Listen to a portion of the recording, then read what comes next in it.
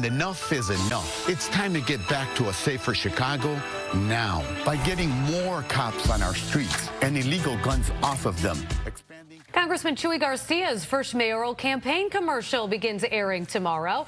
He's been hit for several weeks by negative attack ads from Mayor Lightfoot. Our political editor, Mike Flannery, joining us now with the very latest on the campaign for Chicago mayor. Mike? Anthony and Natalie, candidate Brandon Johnson's campaign ads are, of course, already up on local media, paid for largely by his longtime employers at the Teachers Union.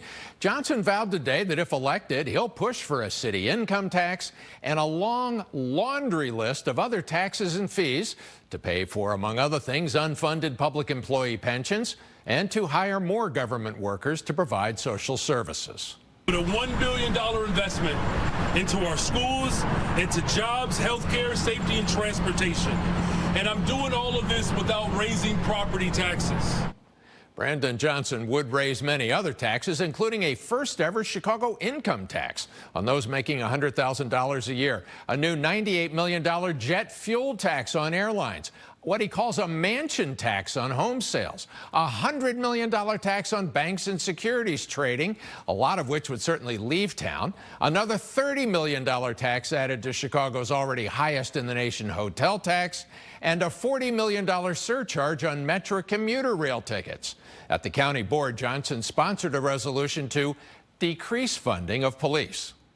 My budget also takes a closer look into the budget that continues to get bigger and bigger.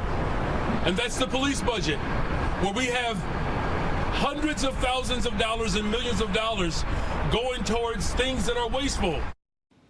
With 300,000 downtown office workers who left during the pandemic not having returned, it is likely that a Chicago income tax would convince some never to return. And Metro ridership is barely half what it was in 2019. Johnson's surcharge would likely drive Metro ridership even lower. And there are his proposed new user fees on, quote, high-end commercial districts frequented by the wealthy. Maybe Johnson has somehow missed all those empty storefronts on North Michigan Avenue. I'm political editor Mike Flannery.